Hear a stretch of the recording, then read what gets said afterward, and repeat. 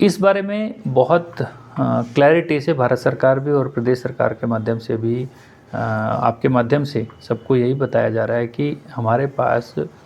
घरेलू खपत की गैस, पेट्रोल और डीजल की कमी नहीं है और जैसे लोगों को जिस जैसे आवश्यकता होती है उसकी पूर्ति भी हम कर रहे हैं। तो लोग किसी भी तरीके के रूमर को आधार मानकर किसी भी तरीके की पैनिक वाली स्थिति में ना आए और सिचुएशन हमारी नॉर्मल रहे, क्योंकि हमने पीछे भी आपको माध्यम से लोगों को बताया कि ज़िला कांगड़ा में जहां एवरेज पर डे 7,500 सिलेंडर की बुकिंग होती थी, अब इस सिचुएशन में वो 9,500 पहुंच गई है, कभी कभी 10,000 भी टच कर रही है। तो वो जो 2-2,500 का एक्स्ट्रा जो बुकिंग हो रही है, ये कहीं ना कहीं ये दिखाता है कि लोगों में पैनिक है या लोग जो हैं उस घरेलू गैस के सिलेंडर का इस्तेमाल घरेलू पर्पस के लिए ना करके किसी और पर्पस के लिए कर रहे हैं। तो इस बारे में भी हम लोग बड़ा क्लियर कट इसमें हम बता देना चाहते हैं कि सरप्राइज़ जब भी इंस्पेक्शन होगा और कहीं पर इस तरीके की होर्डिंग की शिकायत मिलेगी या मिसयूज़ की शिकायत मिलेगी तो कानूनी रूप से उसमें जो कार्रवाई बनेगी उसके खिलाफ़ की जाएगी।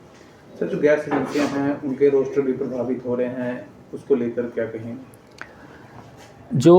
कमर्शियल गैस की सप्लाई है उस सप्लाई में डेफिनेटली इशू है और उसका एक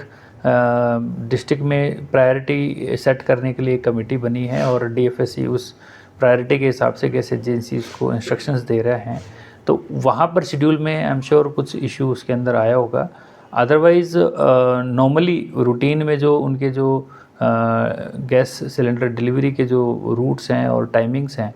उसको भी हमने थ्रू डीएफएससी बड़ा क्लियर कट कहा है कि उसको वाइडली पब्लिसाइज़ करें ताकि कहीं पर भी डायरेक्टली इनडायरेक्टली इस तरीके का कोई भ्रम लोगों के दिमाग में पैदा ना हो कि भाई आज गाड़ी आनी थी, गाड़ी नहीं आई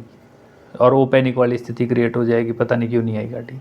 सो वो चीज़ हम पहले से ही जब क्लियर करके रखेंगे तो मुझे लगता है इस तरीके की स्थिति उत्पन्न नहीं होगी। सर, पेट्रोल डीजल को लेकर ऐसा कुछ भी नहीं है, ऐसा कुछ भी नहीं है। अभी तक हमारे ध्यान में भी इस तरीके का कोई भारत सरकार के द्वारा या जो ऑयल मार्केटिंग कंपनीज हैं इनके द्वारा कहीं पर भी ध्यान में नहीं लाया गया कि हमारे पास किसी तरीके की